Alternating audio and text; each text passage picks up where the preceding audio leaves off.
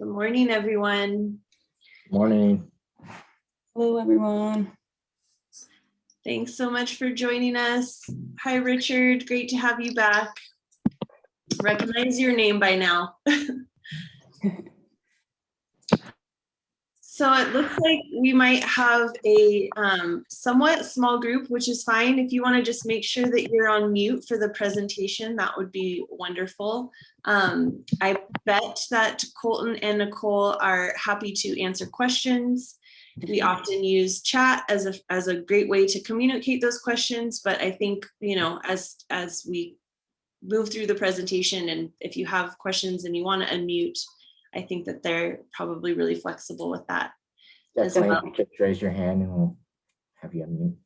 Yeah, there you go. You can even use the little raise your hand function. So let me introduce these two wonderful human beings that I'm so excited to have. We've just been talking about how at the Soil and Water Conservation District, we can help support, you know, Colton and Nicole's passions for soil health and kind of collaborating. So it's really great, you know, opportunity for us to have people as part of Watershed stewards that want to kind of continue the work and to really build in stewardship opportunity for public engagement.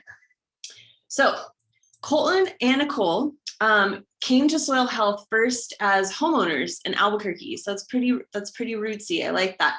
They have helped bring life back to their 1/8 of an acre lot over the last 3 years and have transitioned their small landscaping business into an entirely regenerative practice. And if that doesn't make sense yet, it will to you shortly. In the past year, their passion for soil grew into advocacy as they graduated the Soil Health Advocacy Training Program through Kiss the Ground, which is a hot movie that everyone should watch. Definitely free on Netflix right now, I think. And they also joined the network of Soil Health Champions, which is a local network here in New Mexico through the National Association of Conservation Districts.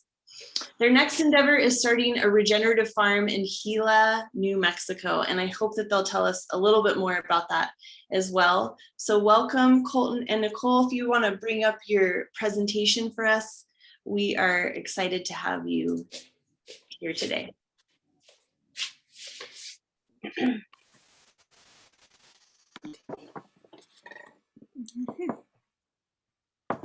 We are muted.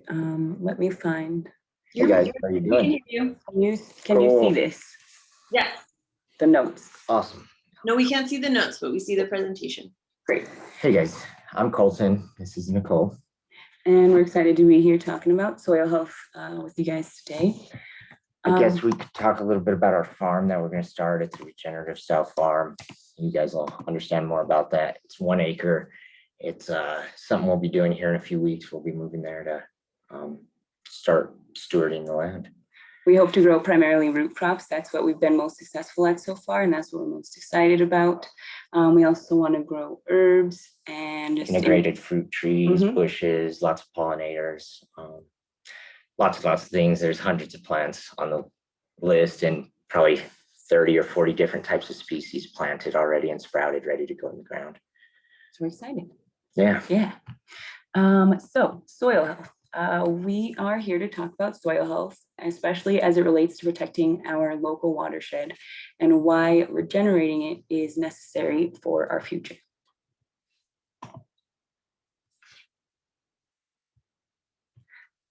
So how does soil health affect the watershed? Does anyone here have any ideas?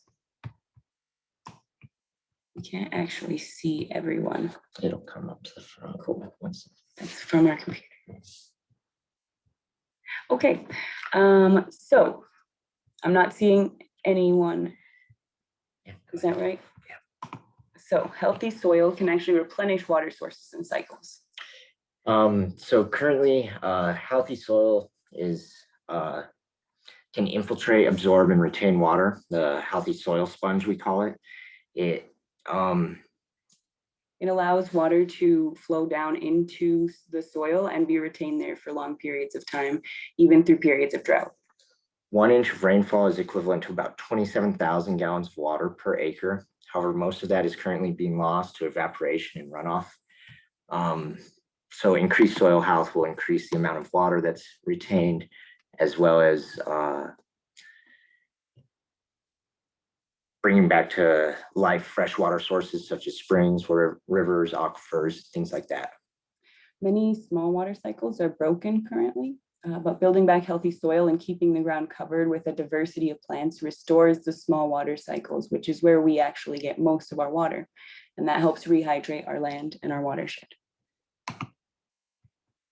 Alan Savory, one of our favorite people to quote, is it's not about drought that causes bare ground, it's bare ground that causes drought.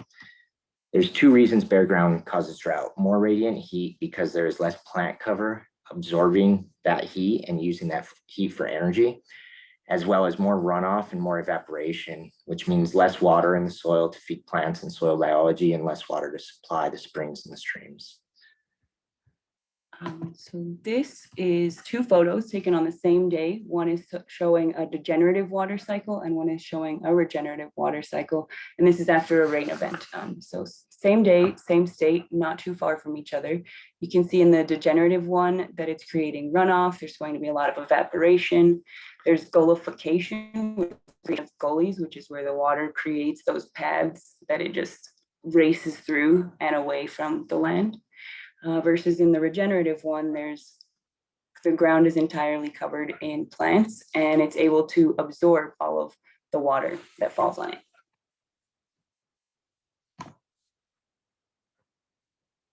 This is another quote that we found interesting. It's from Gabe Brown, who's a farmer, an early adopter of regenerative farming and ranching practices, and one of the main characters of the Kiss the Ground movie. So check that out. He said, it's not about how much rain falls, it's about how much water is absorbed and retained in the soil. Approximately 50% of what water falls in New Mexico only is retained, and we approximately throughout the state have an average of 12 inches of rainfall per year. And so currently we're losing about 6 inches of that. So we only get 6 inches of rainfall. This means that we did the math, a rough estimate. New Mexico is losing about 12 trillion gallons of water a year to runoff and evaporation rather than retaining it in our watersheds.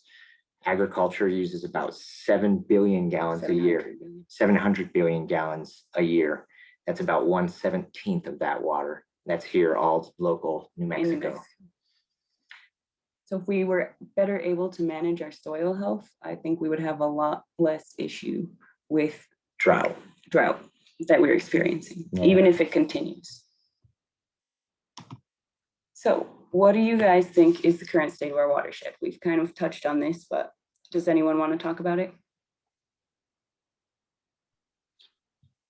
I will just say, to prompt people to think about, what just happened in the last rainstorm that we just had, right? We dumped water down, and even if you aren't super connected to like agricultural land or even bare ground, because a lot of our cities are, roads and impermeable surfaces. Right, desertified for a long time. Yeah, and as we talked about in our last presentation, the xeriscape became rock cover rather than really drought tolerant vegetation, which is what it's meant to be. Right. But I mean, if you looked at the roads after the rain event, you could see the river flowing and sediment, right? They're covered in dirt. So, I think that's it for us, who live in urban areas. When we think about the health of the watershed,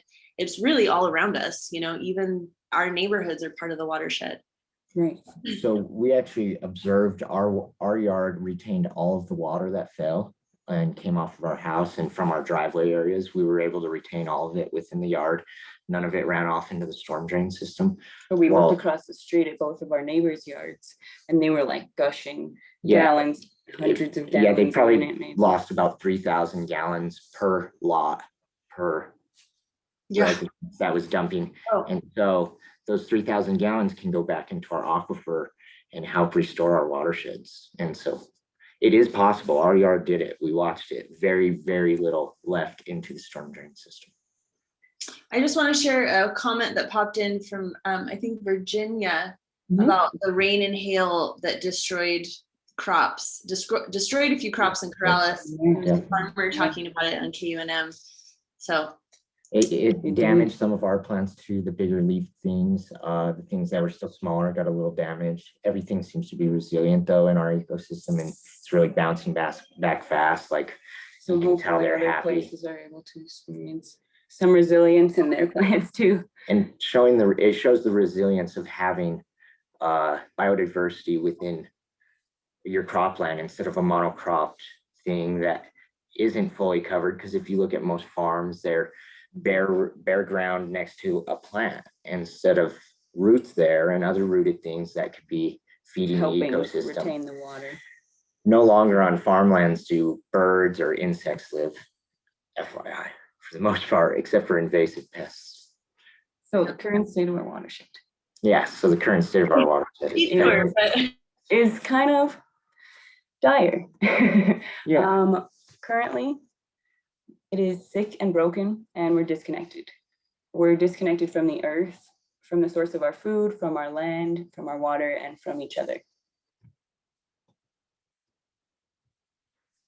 Desertification is productive land becoming so degraded it's unusable for ag land. Most all desertification land is caused by humans. Currently, 75% of the land on Earth is degraded. And we've lost 1/3 of farmable land in the last 40 years. So this is a global emergency of land that we're using to produce our food not being productive. In the US alone, we lose 1.7 billion tons of topsoil per year. That's equivalent to 4 full-size pickup trucks filled with soil per acre per year, 4 tons per acre per year. All across the US. So how did we get here?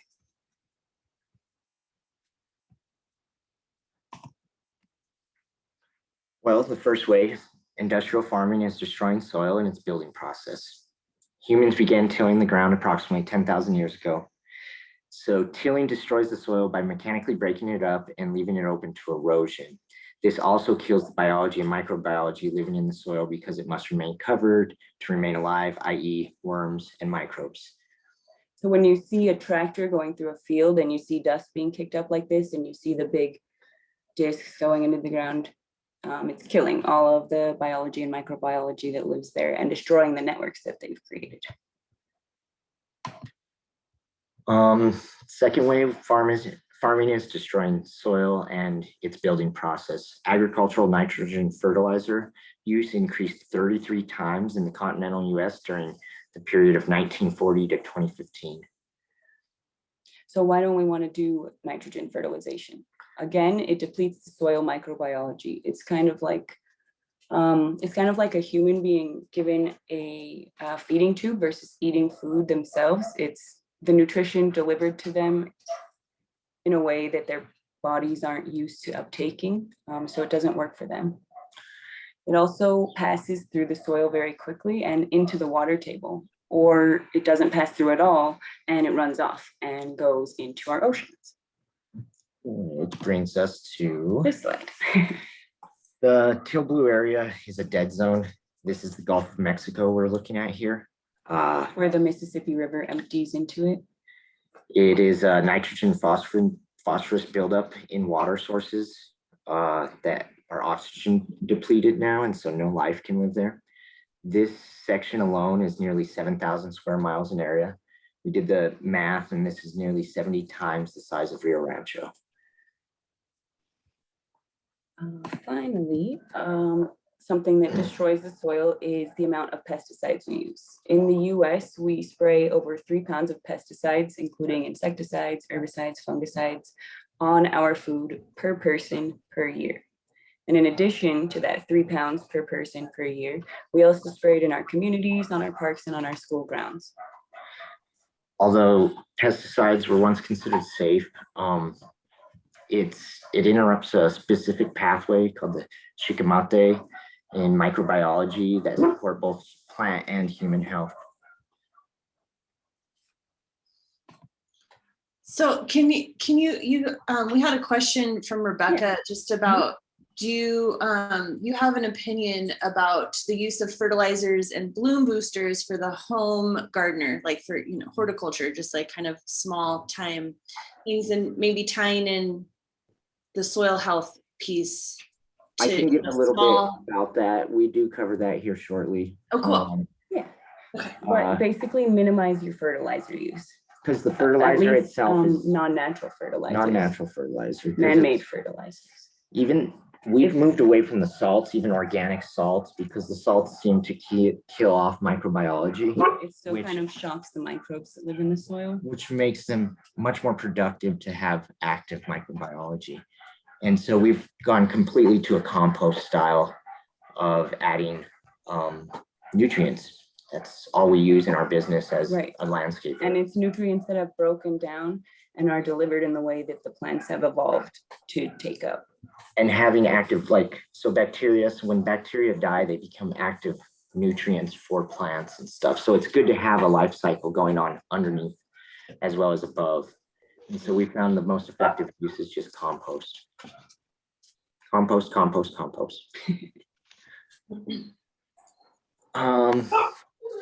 We're about to get to all the good stuff where the education. This is all the things that are happening currently, and we'll get to all the good things soon, guys.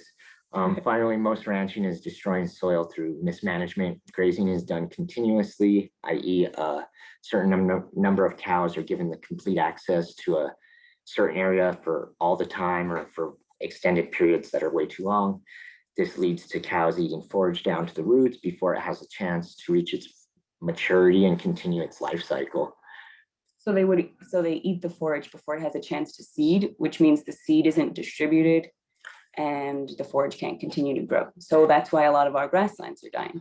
There's also undergrazing issues in areas that cause buildup of brush and increase fire danger.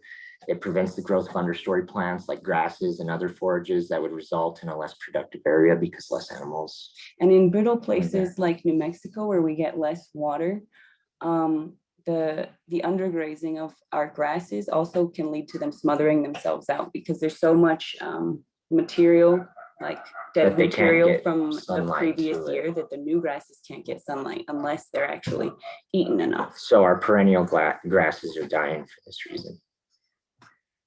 But the good news is we can regenerate it, guys. Dr. John Liu led the restoration of China's Loess Plateau.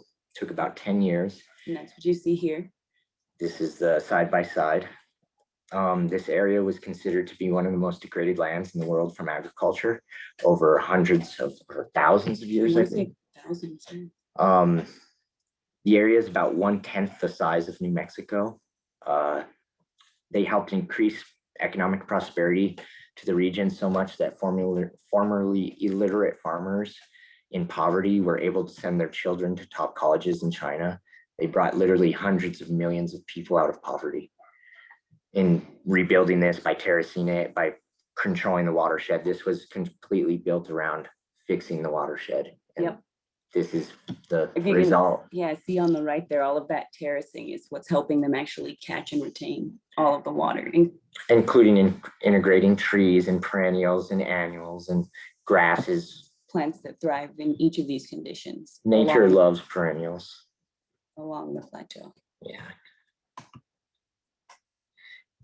So this is another quote that resonated with us. It's from Albert Einstein. We can't solve problems by using the same kind of thinking we used when we created them.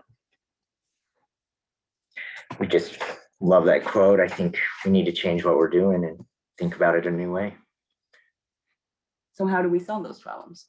Soil health. We have the ability to regenerate Earth. Humans can be stewards of regeneration by rebuilding and restoring function, abundance, and biodiversity everywhere. Regenerating Earth will reduce flood, drought, fire. Healthy soils reduce flooding and drought big times. When soil is degraded or compacted, it loses its spongy texture that we talked about.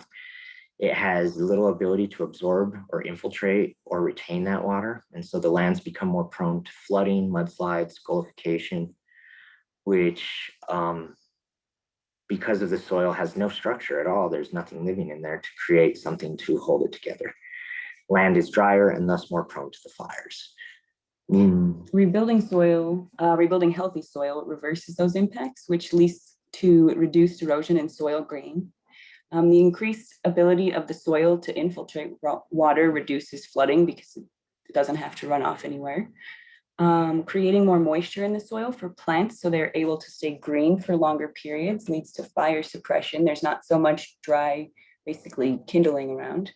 And having the ground covered by plants also leads to transpiration of the water versus evaporation. This leads to more local rains and thus reduces drought in the long term. Transpiration actually creates humidity instead of evaporation, which creates like convection that creates a convection oven that pushes our water water up out to the ocean. It's a common reason why, like here in Albuquerque, it creates strong updrafts from the evaporation that pushes actually the rain clouds away, and that's why we don't get as much rainfall as the surrounding areas. Yeah. There's something called the heat island effect, which happens to a lot of big cities because we have so much of our ground covered that it's creating a convection oven, basically, where heat is way higher here and is pushing away any moisture. Or a lot of the moisture. A lot of the moisture. But regenerating earth will also revive farmer prosperity and security. On average, currently, US farmers and ranchers are accumulating 4% more ag debt every year because they're spending so much on their input costs. An unfortunate fact of farming in the profession is they have the highest rate of suicide in the United States and many other countries. However, using methods of prioritizing soil health, farmers and ranchers can reduce their input costs drastically year after year by reducing fertilizer, herbicide, pesticide, fungicide, feed costs, etc. There's so many things. They can also increase the carrying capacity of the land. So in the case of ranching, that means more animals can be raised and fed on the same amount of land due to the increased biomass and forage production that happens when we graze regeneratively, which it's just moving animals more around, right, like nature would. We'll talk about it a little bit later. Yeah, farming in the case of ag. Go ahead. Is there a question? I hear someone. Farming in the case of agriculture, farms have recorded increased production after 1 to 3 years of using regenerative practices. Plants are also very resilient to disease and drought, and so they use a lot less pesticides, they use no pesticides. They have higher yields, everything else. They use water more efficiently as well. Through regenerating the earth, we can also we can also restore fertility and human health. Human health is impacted by the health of our soil. Without the biology in the soil, plants and the food that they create can't access the vital minerals and nutrients that are essential to building their immune systems and in turn our immune systems. Restoring soil biology means plants are able to access minerals and nutrients and keep them healthy and strong so that they can protect themselves from attacks on pests and disease. This means food has more minerals and nutrients for us as well. Our bodies do the same. They then build their immune system from said nutrients. Healthy living soil means less harmful chemicals are needed to fight pests. This means fewer pesticides residues on our foods and in our bellies.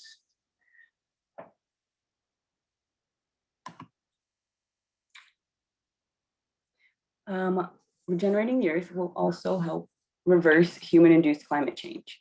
Many regenerative farmers have been recorded to put over 3 tons of carbon per acre per year into their soil, of carbon dioxide, that is.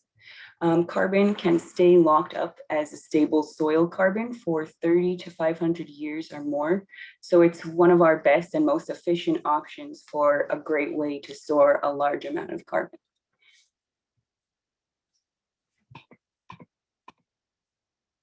Finally,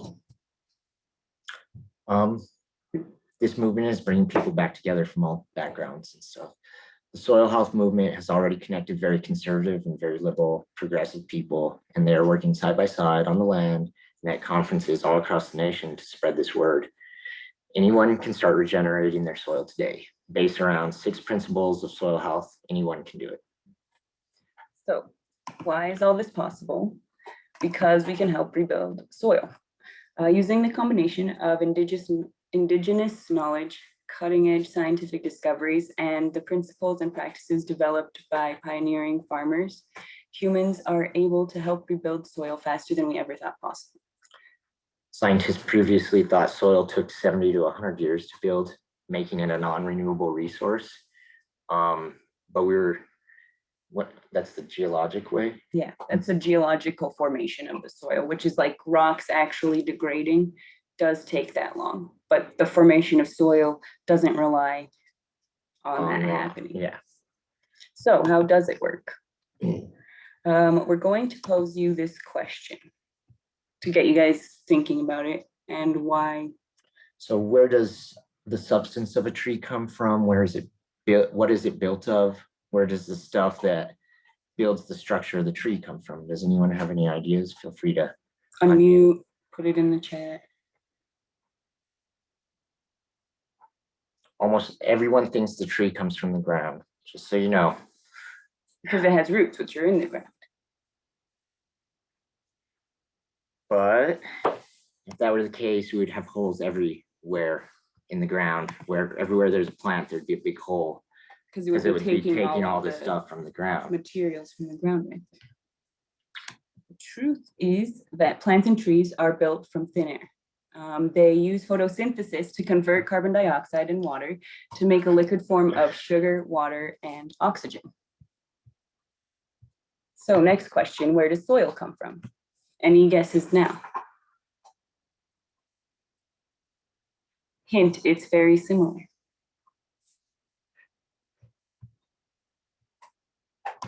That's right. Healthy soil is also built from thin air.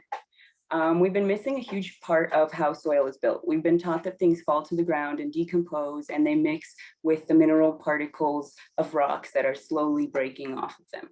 But that's only about 10 to 20 and sometimes 30% of what makes up the stable soil. The majority of soil is actually built from the sugars the plants pump into the ground.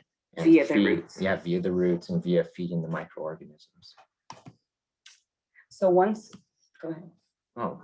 Once a plant begins photosynthesizing, it will feed the microbiology that helps it access nutrients and water, that is liquid sugar. Plants share their liquid carbon to feed soil organisms. Therefore, the organisms and their substances are now made of carbon. So that's how the carbon is going from the air to the ground and staying there. Through the life, one of the ways, yeah. Through the life and death process of various soil microorganisms, bacteria, protozoa, fungi, and all the macroorganisms like nematodes, earthworms, arthropods, insects. They make minerals and nutrients become available to the plants. Without those, the plants are unable to uptake. This is an evolutionary thing that's happened over millions of years. These processes, they create a stable thing in the ground called humus. This is how carbon's stored in the soil for a long time. It's humus with one N. It's like when you dig up a root ball and there's that chunky looking stuff in there, that's humus. Humus. Humus. So this slide shows a close-up of the expansion of a plant's root capacity when it has mycorrhizal fungi versus when it doesn't. Mycorrhizal fungi it's a name for any fungus that lives with plant roots. So these fungus have to live with living plants. They have tiny tubes made of carbon that they send out into the soil, and they're coated in something called glomalin, which is a sticky protein that protects them. And it also glues the soil particles into a structure that allows for water and air to flow through and be absorbed into the soil. It provides tiny pockets for water to be stored long-term and tiny pockets for things to live in. In a healthy prairie system, 60% of the carbon soil from glomalin is made from glomalin. So it's a very important part of the ecosystem, the fungus. And a big part of how we can store so much carbon. carbon again. Yeah. Change. Plants share about 30 to 40% of their sugars. So when you look at soil, start to admire the amazing process that aggregated all those little soil particles together by the plant, sharing its sugars to the microbes to build a colony under there. Aggregates in soil are the reason that sunlight and plants can build a healthy soil sponge and retain more water and help restore our watersheds. In well-textured soil, about half of the volume is made up of space. So that's why real nice grassed areas, you can feel it sink in as you walk over it. It's real soft. Half of the volume is made up of space. So how do we grow soil? Well, 6 soil principles, that is. The 6 principles of regeneration. So we'll pause here. You guys can look at them for just a moment, and then we'll get into what each of them are.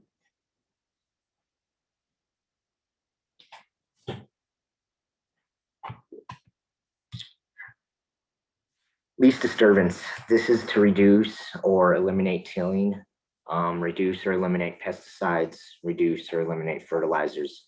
Use compost instead. It's the big one.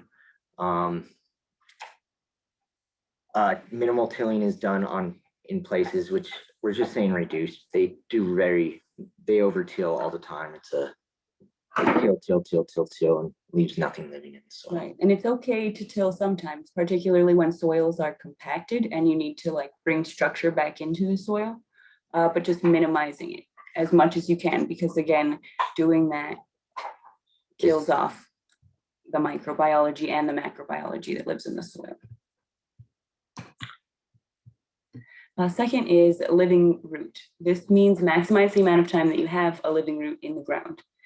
This maximizes the land's photosynthetic potential by encouraging plants to grow during as much of the year as possible, and ensures soil biology has a food source during as much of the year as possible. Mycorrhizal fungi can only live with a plant root.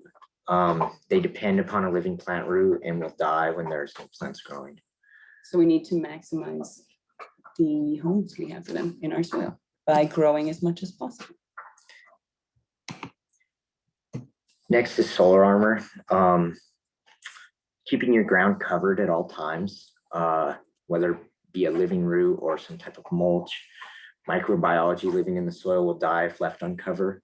They need the moisture and heat protection from the sun by being covered in organic matter of some sort. Also reduces evaporation and prevents wind and water erosion of the soil. This increases the ability for the water to be retained in our local watersheds. Land using cover crops, healthy perennial pastures means plants are photosynthesizing and transpiring for longer periods of the year, which means it creates a local and regional potential global cooling effect due to latent heat fluxes. Another quote that we liked is from Ray Archuleta. He's a former NRCS field agent and a soil scientist that was originally from New Mexico. He said, a covered planet is a cool planet. And going back, keeping your soil covered by organic permeable matter. So covering it in cement is not the same thing. Covering it in rocks is not the same thing. But covering it in something that's organic and permeable allows the water to soak back into the water tables and stay where it should be. Yeah. It's not that there's any less water on Earth. We're a finite, closed globe. It's just that it's distributed in different places than it used to be. Mm-hmm. So the next principle is about animal integration. This means integrate animals through planned grazing and other biodynamic techniques. That is, techniques that mimic nature.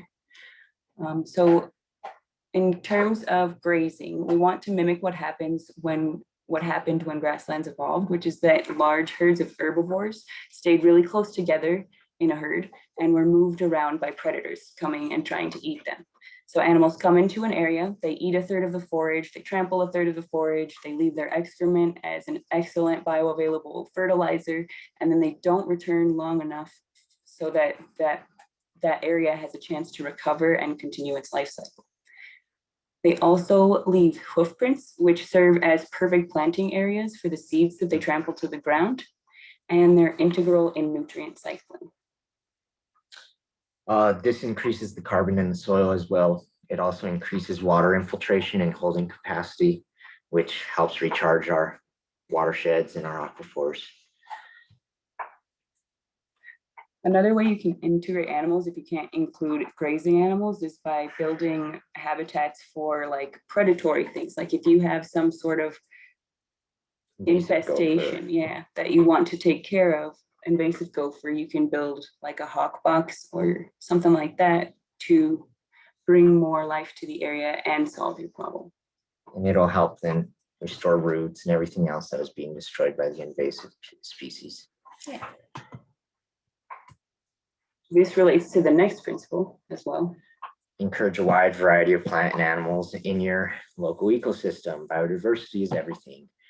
Each animal species you introduce to an area can bring an additional 8 animal species to the area, which is huge. It's exponentially increasing. Yeah, it's exponentially increasing. And then different species fill different roles in the soil food web. And so this helps the ecosystem become more resilient by being able to adjust to change easier and having a balanced ecosystem in general. A healthy system is balanced one. Yeah. The final principle is context. So you want to keep your context in mind at all times. Examples of that to consider are like, what time of year is it? You should plant things that grow best at that time of year. There are things that grow best at most times of year. Another example is how much funding is available, how much money do you have. If you don't have much, you could consider changes that don't cost money, like learning how to compost your food and yard waste and using that instead of fertilizer to feed your plants. Another example would be, where is the soil or the land that you're regenerating? You want to choose plants that are suited for that area and that environment. Plants that are best suited for one area won't be suited for all areas. Yeah. So here's those principles again. Any questions?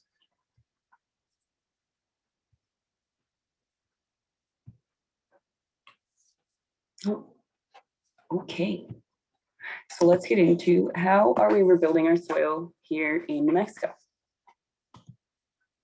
Through the New Mexico Department of Ag, we have the Healthy Soil Program, which promotes and supports farming, ranch land management, increases soil health by providing grants to eligible entities and individuals.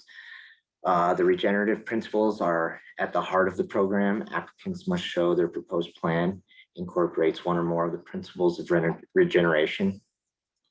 This year, New Mexico also passed, and Governor Lujan Grisham signed House Bill 89, which allows any New Mexican taxpayer to donate some or all of their tax returns to the Healthy Soil Program.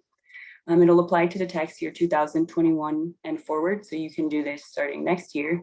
And it's really important to do because there's been a lot more applications than there has been funds. So as much as we can fund it, we can help farmers and land managers transition their land to sustainable practices. Yeah.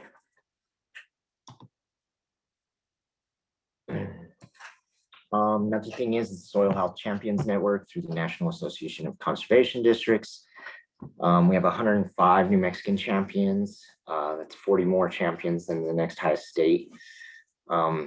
We began in 2015 in an effort to promote soil health, education, outreach among American farmers, ranchers, and forest landowners. It's now spread to the public as well. Comprise more than 240 landowners and operators who implement regenerative practices and champion the benefits of soil health within their communities. Soil health champs also have working relationships with their local conservation districts and USDA service centers, and are often community leaders and early adopters of regenerative practices. This one is slightly less related to soil, but if you're really passionate about watershed protection, 2 of our fellow soil health champions partially run the Middle Rio Grande Water Advocates. So if you have a particular interest in regenerating our watershed, check it out. Their purpose is to advocate for sustainable, resilient water future for the Middle Rio Grande. They demand equitable and effective water management and planning consistent with the best available science and applicable laws. And they also calls for civic engagement to participate in and influence decisions that affect our water supply. We have some URLs that will do a link drop for everyone at the end and give you guys all the information that you guys can access all these different things. Yeah. And I think Erin's going to send out the presentation as well. So how can you help rebuild our soil? Grow something. Use the 6 principles of regeneration in your own yard. Least disturbance, living root, have as many things planted in as many areas. I plant things all the time that don't like that area and don't take, and I can unplant them sometimes, put them somewhere else, or just put something different. And by this time now, we have probably 3 to 6 foot of forage throughout our yard, and it's overgrowing. But a tidy yard is not a healthy yard all the time. Just pay attention to your soil, pay attention to what you're growing, ask for help if something's not working, if you're not sure what to do, and keep growing, keep trying. Some other things to do are to join the mailing list for the New Mexico Healthy Soil Working Group.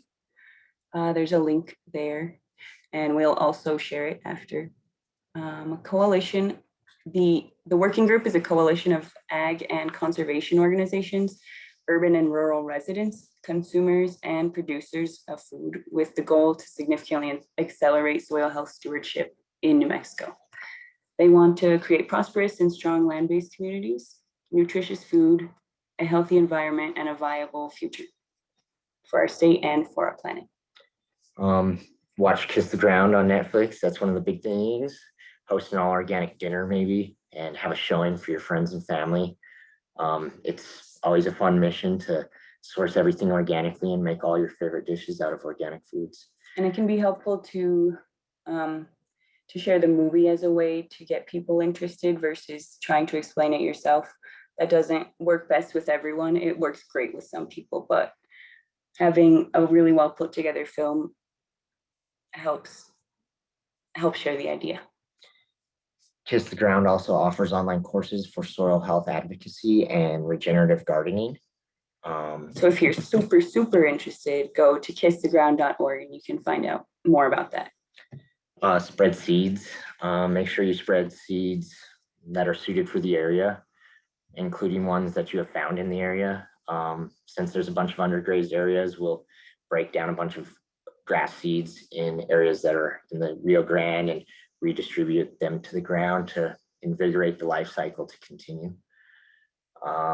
Spread more metaphorical seeds as well. Once you learn things, share your newfound knowledge with people who are willing to listen.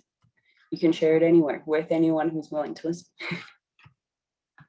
Oh, sorry, didn't mean to skip forward. The last one is just to donate your tax refunds to the Healthy Soil Program and encourage other people you know to do that, because again, the demand for it was far more than the actual funding. I want to say there was over $1 million in requests and maybe about, I think it was 200,000. yeah, 200,000 awarded, which is great and helpful. But the more farmers we can help transition, the more we can heal our soil, yeah. And the better our watersheds and our future water sources of clean drinking water will be. So another really important thing you can do is to vote with your wallet. Every time you purchase something, you're promoting the continued production of that product. It's like a vote you cast with every dollar. Buy as much food as you can from sources you know are growing in a way that rebuilds their soil. We will include some links for this place called Regenerate International Farm Map, and it gives you local farms and ranches that are using regenerative practices. If you cannot find organic food options, check out the Dirty Dozen and the Clean 15 to learn about what foods absorb more pesticides than others.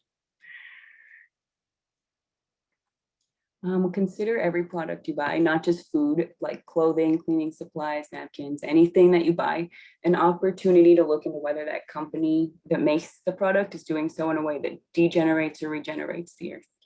And if the companies you support are degenerating the soil, find a way to reach out to them and let them know that they should change. And if they don't change or they don't listen to you, stop using their products. It doesn't fit your value system anymore.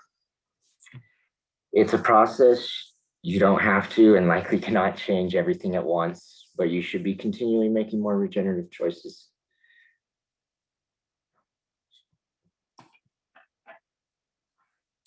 What other ideas do you have to rebuild our soil?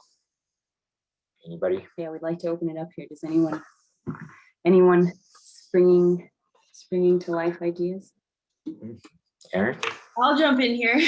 Sure. It has occurred to me that I've recently been fortunate to like meet some farmers that are employing these techniques. And I realized like farmers are just lovely people to talk to.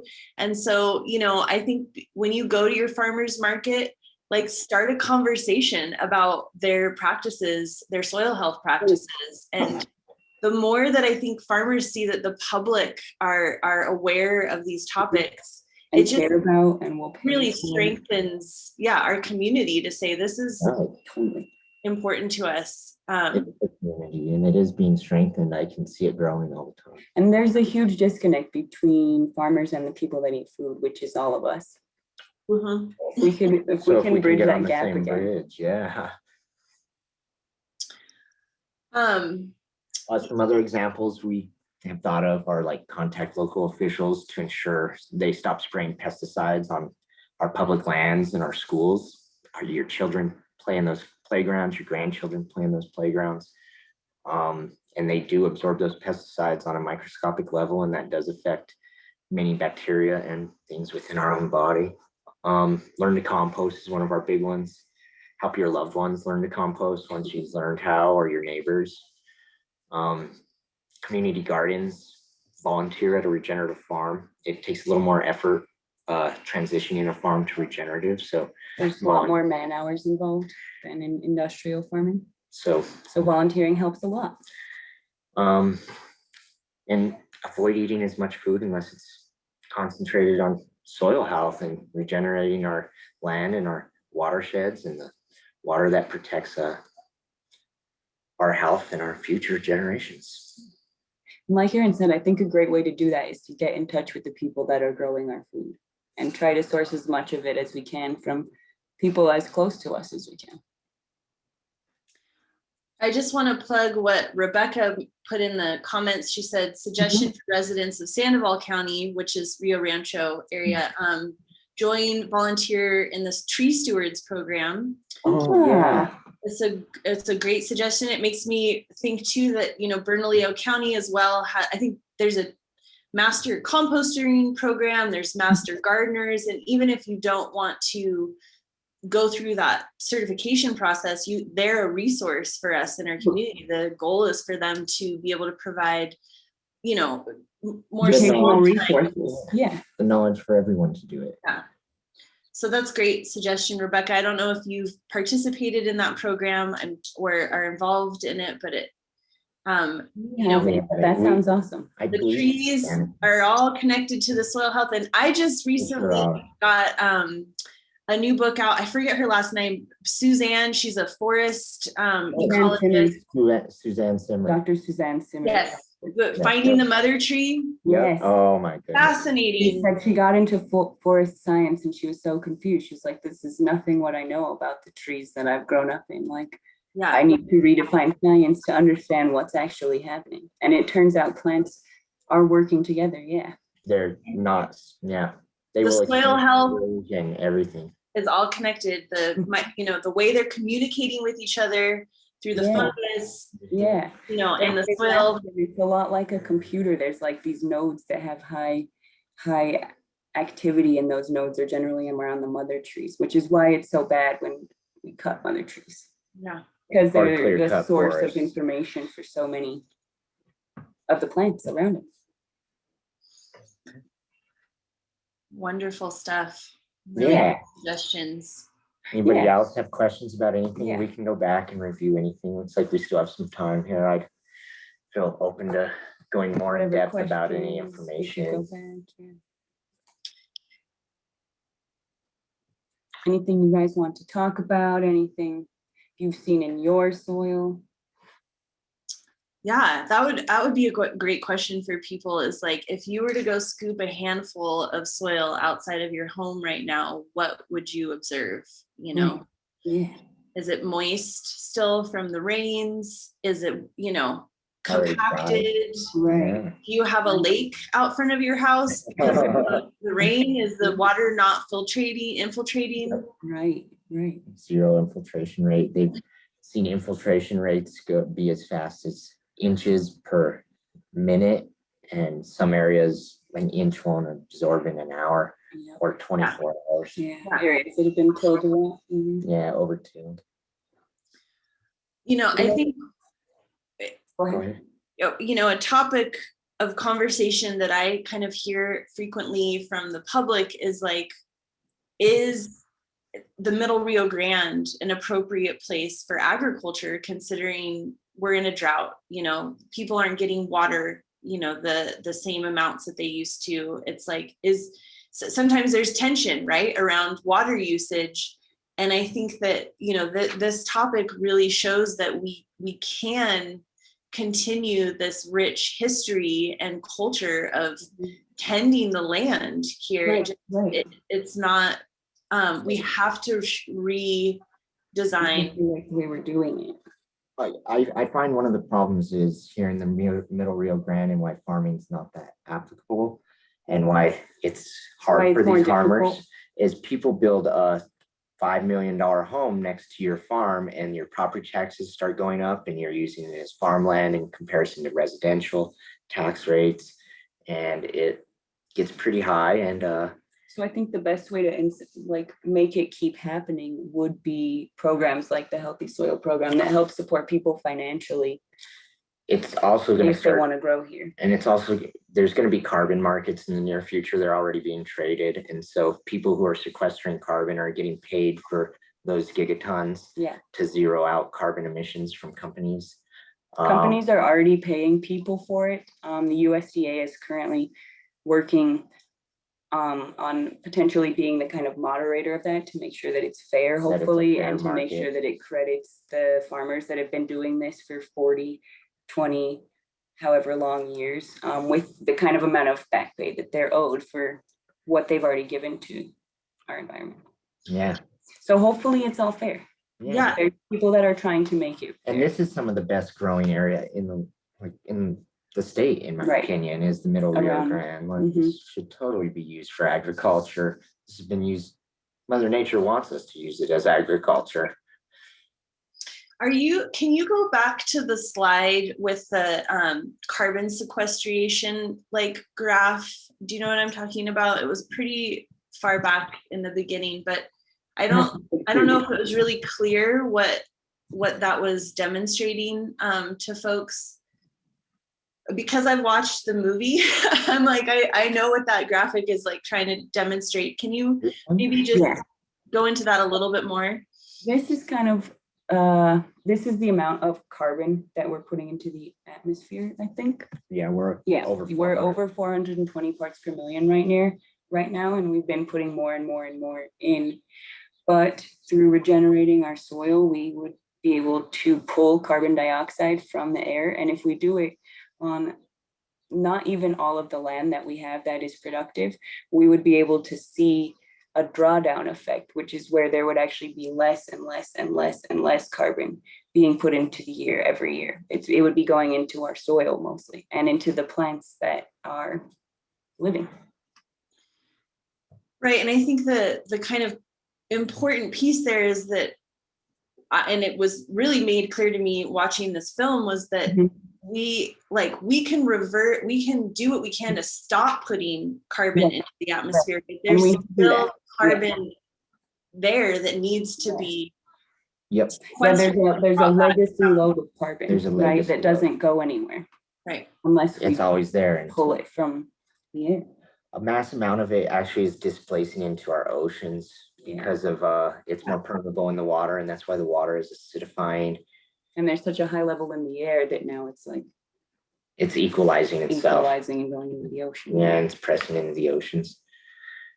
The good thing is that they say within 30 years, if I think 20% of the lands on Earth were changed to a regenerative method, within 30 years, we could see a drawdown effect and cooling happen on our planet.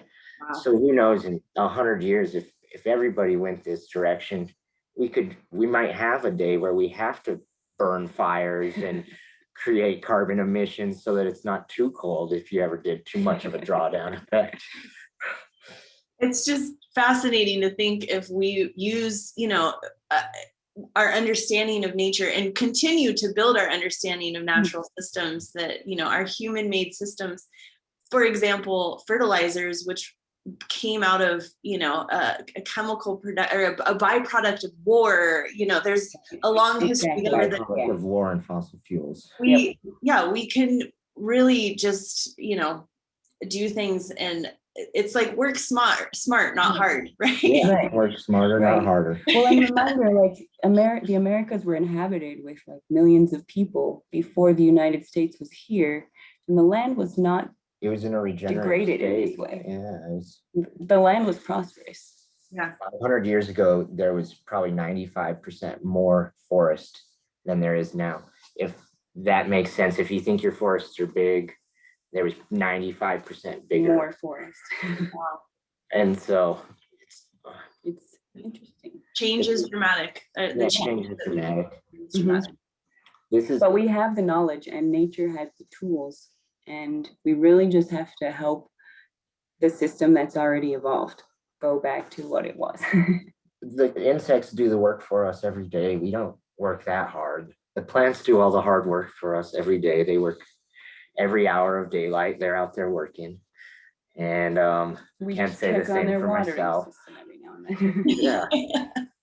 And the more plants our watering bill, we have 10 times the forage as any of our neighbors, and we have half the size of watering bill. We pay $80 a month in Albuquerque, and our entire land is covered in food. There's multiple species of grapes. There's wild grapes. There's figs. There's multiple fruits. There's tons of annuals. We'll probably produce 25% of our food for the year on this piece of property.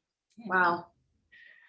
Well, maybe we'll set up a tour someday. Yeah, no, please. Yeah. We could do something. We were wondering how to do it around the property, but we have the Wi-Fi won't. Maybe we'll do a video of the property. That's a and good then idea. share And it then with share people. that. That would be really cool. I think that would be a really neat follow-up. Yeah, not long ago it was compacted clay, nothing would grow Completely here. dirt, which is different than soil. It's kind of like just the rock part. Yeah, it's all soil. rock part, no organic. But dirt can be turned into soil pretty quickly Yeah, with some help. in 3 years it's like Booming. where we have all of our beds and stuff, our water soaked in immediately from that storm. From that torrential downpour. we had there was no flooding pudding, anywhere. there was no that puddling. was. You couldn't even see it puddle during the heaviest part of the rain. There was no puddle. But we have gravel as well that we put in before we knew quite as much In that about area. soil health, and those areas flooded like So inches. yesterday we went ahead and we pulled back all the rock and we disturbed the soil and planted natural local grass seed all through it. So we'll have grass coming through our Growing through the driveway gravel. and to help in rebuilding the soil underneath the gravel as well. And help with runoff in the future, or puddling in the future anyway. Yeah, there was no runoff, but puddling. Yeah. It's all connected. Yep. Yeah. If, like I said, you look at that storm event we just had, and I know the river just took an influx of chemicals, pollutants, Oh my gosh. sediment, Soil. it's all just gushed straight into our Rio Grande. My friend, the geologist, recommends not going in the Rio Grande for about a few days after a big storm like this, just because of the health danger. Yeah. Well, I so appreciate this this presentation and talk, and I hope that those that joined us were able to get some helpful information. Were you guys going to put some links into the chat? Yeah, let me stop sharing, and why don't we just send them all to you and you can email them you can forward them with the okay, and I will attach them to our the YouTube once we get this presentation Okay. up on YouTube, I'll share them there as well. So people, if I Perfect. don't We'll get get them everyone all together and email them all. Everybody's on that mailing list, correct? that came today, Yeah, I don't know. no, No. not. Okay. It's kind of, there's different inlets to get into this Okay. program. We really appreciate all of you who joined us and stuck through the presentation today. We have 2 more programs for watershed stewards in June, and then I'm gonna work on getting the program going up for the next fiscal year. So next week we have a conversation around the indoor migration and why, understanding how children are impacted by basically nature deficiency impacts all of us. And then our last presentation will be with the Albuquerque Albuquerque Backyard Refuge Program. So you can learn a little bit more about how to support habitat through all these principles, right? Trees, soil, water, all these things can also support a healthy habitat, and becoming certified from your balcony to even, a large acreage. I don't know if you guys have certification, Nicole and Colton, but it's a great program to just learn a lot about how we can support, the wild in our urban environment. So thank you all so much for joining us. Nicole and Colton, if you want to hang on for just a second, and hopefully we'll see you all next week and the week after. So thank you, everyone. I'm gathering these links right now. If anyone who is here is not part of the mailing list, just hang on a sec. I'm gathering the links right now so I can put them in the chat. Awesome.